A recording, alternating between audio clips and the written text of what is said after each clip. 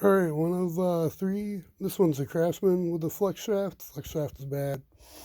Everything else should be good though. 35 bucks. And I happen to find a good flex shaft one for 10 bucks. This one, everything was good. Missing the switch though.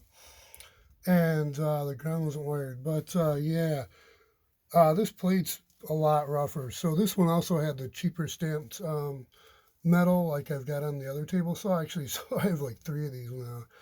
I don't know if the one that was my dad's, if it was a flex shaft or not. But anyways, so this will be an interesting resurfacing project, I'm thinking, because, yeah, that definitely needs to be resurfaced. But I think this would be like a physics workbench, optical RF workbench type project, so water jet. Some holes in it if I find that the surface is solid. Not solid, but uniform enough. But even if not, I think it should be okay. Then here's the Rockwell. So this one looks a little nasty, but it'll flatness or wire, probably wire reel.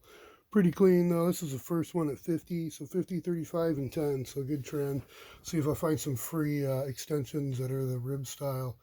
But okay,